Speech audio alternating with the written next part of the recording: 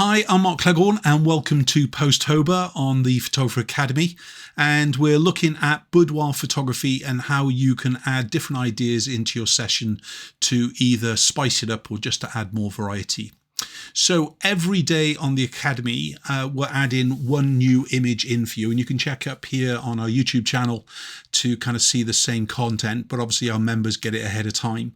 But the Pose-Tober series is focused obviously on boudoir photography and their kind of how-to, so I'll explain the poses step by step. We can also look at why to add them in perhaps into your sessions to add that variety. But I'm sure that during the 31 ideas that we're giving you during the course of the month, you're going to be able to take it away, whether it's classic, creative, different moods and styles, different body shapes. You'll be able to actually add in the different kind of styles, as I said. So my next pose, number 17, is the peeking pose.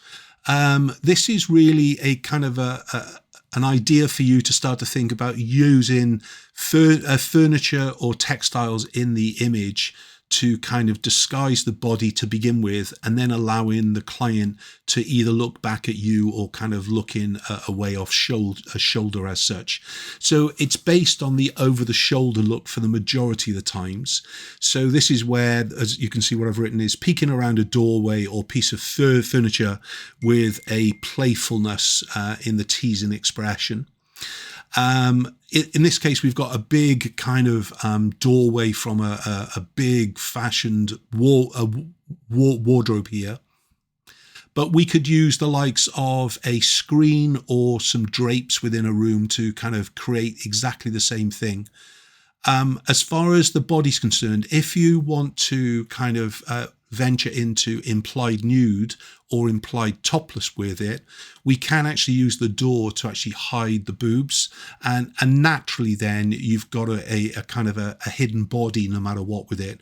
Obviously the same goes if we've lost the lingerie fully, basically because the body is turned towards the door or the kind of the screen.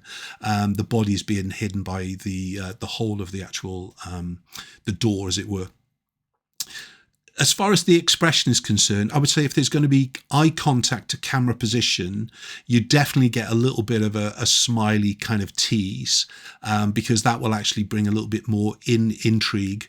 Remember, if you want to add a little bit of soft femininity, even more to the image, always make sure you tilt the head, because this kind of almost adds a little bit more of a submissive tease kind of look into the image itself. If we're using the likes of a wardrobe, like we can see here, the hand position, we only really need to worry about the one hand. And I would say use it near the door handle or around a piece of the furniture that the hand can naturally rest on.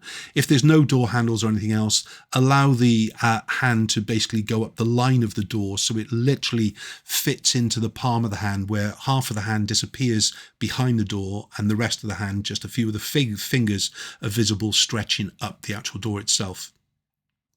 I mentioned about a screen before. If you've got a screen in studio, like a portable changing screen or something like that, then basically what you can do is even kind of go beyond that, where you're hiding the top part of the body, and you can do a standing kick kind of pose, where if you imagine there's, I don't know, a tabletop hidden behind the actual door.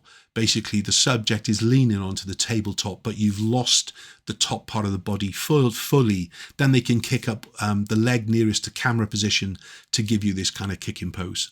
But in the heart of what we're doing here with the peeking pose, it's looking and disguising the body. So we're looking back towards camera position or off, even down towards the floor. We're disguising the body with something, whether it's a wardrobe door or a screen or some drape, and you're hiding the front part of the body with the majority of the actual furniture itself and things. But don't be afraid to develop it more. If you'd like to see some more content on the Photographer Academy, simply go over to thephotographeracademy.com, and if it's boudoir photography you're interested in, just scroll onto portrait, then kind of scroll down to boudoir, click onto that, and you'll see a whole host of different kind of topics for you to actually click on to, and any of the orange banners then takes you to the pages where you can actually follow that through to see more of our content.